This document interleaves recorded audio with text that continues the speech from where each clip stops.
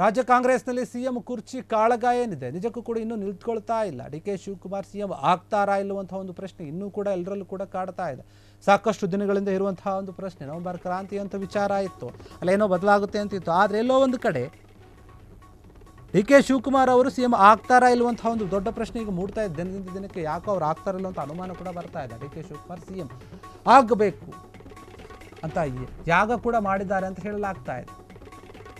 ಬಳ್ಳಾರಿಯ ಅಮೃತೇಶ್ವರ ದೇವಸ್ಥಾನದಲ್ಲಿ ಬೃಹತ್ ಯಾಗವನ್ನು ಮಾಡಿಸಿದ್ದಾರೆ ಅಂತ ಹೇಳಲಾಗ್ತಾ ಇದೆ.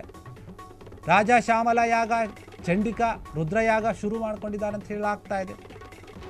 ಡಿ ಕೆ ಶಿ ಸಿಎಂ ಆಗಲಿ ಅಂತ ಆಪ್ತರಿಂದ ಹೋಮ ಹವನ ನಡೀತಾ ಇದೆಯಂತೆ. 2 ದಿನಗಳ ಕಾಲ ಬಳ್ಳಾರಿಯಲ್ಲಿ ಆಪ್ತರಿಂದ ಹೋಮ ಹವನ ಅಂತ ಹೇಳಲಾಗ್ತಾ ಇದೆ. ರಾಜ್ಯ ಕಾಂಗ್ರೆಸ್ನಲ್ಲಿ ಕುರ್ಚಿಯ ಒಂದು ಕಾಳಗ ಇನ್ನೂ ಕೂಡ ನಡೀತಾ ಇದೆ. ಯಾರು ಸಿಎಂ ಆಗ್ತಾರೆ? ಈಗ ಸದ್ಯಕ್ಕೆ ಸಿದ್ದರಾಮಯ್ಯ ಅವರಿದ್ದಾರೆ. ಅವರು ಏನಾದರೂ ಒಂದು ವೇಳೆ ಕೆಳಗೆ ಇಳಿದರೆ ಯಾರು ಆಗಬಹುದು, ಯಾರು ಆಗಬೇಕನ್ನುವಂಥ ಒಂದು ಏನು ಮಾತಿತ್ತು. ಮೊದಲನೇ ಹೆಸರು ಕೇಳಿ ಬರೋದು ಮಾತ್ರ ಡಿ ಕೆ ಶಿವಕುಮಾರ್ ಅವರ ಹೆಸರು.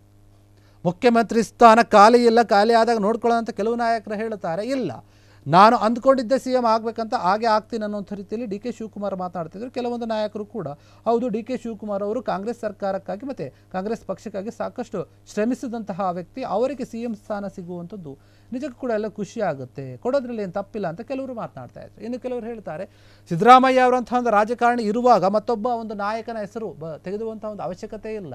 ಒಳ್ಳೆಯ ಸಿ ಎಂ ಇರುವಾಗ ಅವರನ್ನು ಕೆಳಗಿಳಿಸಿ ಬೇರೆ ತರಬೇಕನ್ನುವಂಥ ಒಂದು ಮಾತುಕತೆ ಯಾಕೆ ಅಂತ ಕೆಲವರು ಹೇಳ್ತಾಯಿದ್ರು. ಹೀಗಾಗಿ ಇದೇ ವಿಚಾರವಾಗಿ ಡಿ ಕೆ ಶಿ ಅವರೊಂದು ಆಪ್ತರಿಂದ ಬಳ್ಳಾರಿಯ ಒಂದು ಅಮೃತೇಶ್ವರ ದೇವಸ್ಥಾನದಲ್ಲಿ ಹೋಮ ಯಾಗಗಳು ನಡೀತಾ ಇದೆಯಂತೆ. 2 ದಿನಗಳಿಂದ ಮಾಡ್ತಾ ಇದ್ದಾರೆ. ಅವರ ಆಪ್ತರೆಲ್ಲರೂ ಕೂಡ ಸೇರಿಕೊಂಡು ಸಿ ಎಂ ಸಿದ್ದರಾಮಯ್ಯ ಅವರು ಒಂದು ವೇಳೆ ಏನಾದರೂ ಕೆಳಗಿಳಿದ್ರೆ ಡಿ ಕೆ ಶಿವಕುಮಾರ್ ಅವರೇ ಸಿ ಎಂ ಆಗಬೇಕು ಅಂತ ಹೇಳಿ ಯಾಗವನ್ನು ಮಾಡ್ತಾ ಇದ್ದಾರಂತೆ. ಎಲ್ಲ ಅವರ ಒಂದು ಅಭಿಮಾನಿಗಳು, ಆಪ್ತರು ಎಲ್ಲರೂ ಕೂಡ ಸೇರಿಕೊಂಡು ಬಳ್ಳಾರಿಯ ಅಮೃತೇಶ್ವರ ದೇವಸ್ಥಾನದಲ್ಲಿ ಬೃಹತ್ ಯಾಗವನ್ನು ಮಾಡಿಸಿದ್ದಾರೆ. 2 ದಿನಗಳಿಂದ ನಡೀತಾ ಇದೆ ಅಂತ ಹೇಳಲಾಗ್ತಾ ಇದೆ.